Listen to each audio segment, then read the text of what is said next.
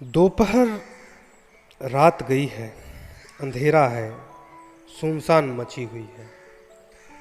दोस्तों, आप सबका स्वागत है कहानी के तीसरे भाग के साथ, जिसमें हम जानेंगे कि लहना सिंह और उसकी कंपनी के साथ क्या धोखा होता है। दोपहर रात गई है, अंधेरा है, सुनसान मची हुई है। बोध सिंह खाली बिस्कुटों के 3 टीनों पर अपने दोनों कंबल बिछाकर लहना सिंह के 2 कंबल और एक बरान कोट ओढ़कर सो रहा है। लहना सिंह पहरे पर खड़ा है, एक आंख खाई के मुंह पर है और एक बोध सिंह के दुबले शरीर पर। बोध सिंह कराहा, क्यों बोधा भाई, क्या है?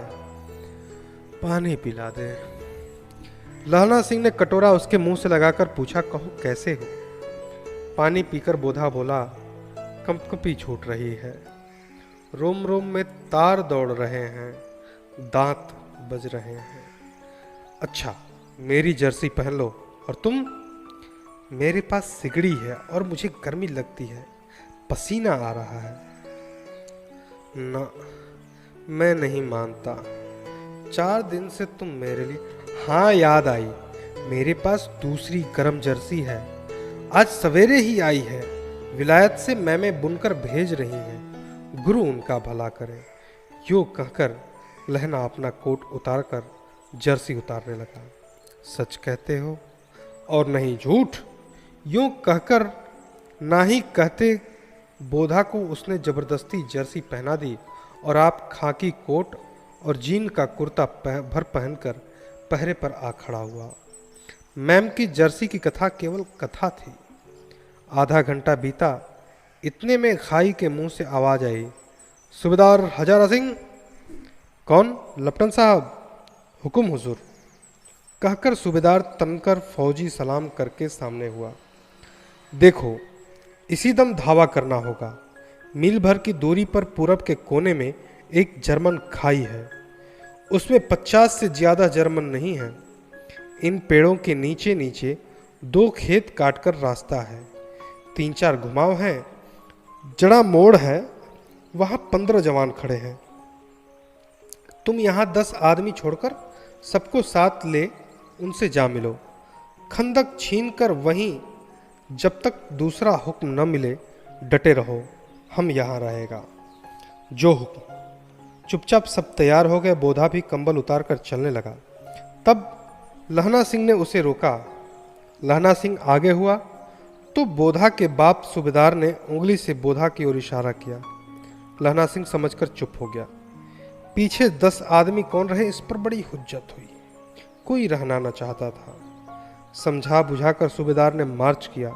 लपटन साहब लहना की सिगड़ी के पास मुंह फेरकर खड़े हो गए और जेब से सिगरेट निकालकर सुलगाने लगे। 10 मिनट बाद उन्होंने लहना की ओर हाथ बढ़ाकर कहा, लो तुम भी पियो। आंख मारते मारते लहना सिंह अब समझ गया। मुंह का भाव छिपाकर बोला, लाओ साहब। हाथ आगे करते ही उसने सिगड़ी के उजास में साहब का मुंह देखा, बाल देखे, तब उसका माथा ठनका। लपटन साहब के पट्टियों वाले बाल एक दिन में कहाँ उड़ गए और उनकी जगह कैदियों के से कटे हुए बाल कहाँ से आ गए? शायद साहब शराब पिए हुए हैं और उन्हें बाल कटवाने का मौका मिल गया है। लहना सिंह ने जांचना चाहा। लपटन साहब 5 वर्ष से उसकी रेजिमेंट में थे। क्यों साहब, हम लोग हिंदुस्तान कब जाएंगे? लड़ाई खत्म होने पर। क्यों, क्या यह देश पसंद नहीं? नहीं साहब, शिकार के वे मजे यहाँ कहाँ। याद है, परसाल नकली लड़ाई के पीछे हम आप गजाधारी के जिले में शिकार करने गए थे। हाँ, वहीं जब आप खोते पर सवार थे और आपका खानसामा अब्दुल्ला रास्ते के एक मंदिर में जल चढ़ाने को रह गया था। बेशक पाजी कहीं का। सामने से वह नीलगाय निकली कि ऐसी बड़ी मैंने कभी न देखी थी, और आपकी एक गोली कंधे में लगी और पुट्ठे में निकली। ऐसे अफसर के सतनत शिकार खेलने का मजा है। क्यों साहब, शिमले से तैयार होकर उस नीलगाय का सिर आ गया ना?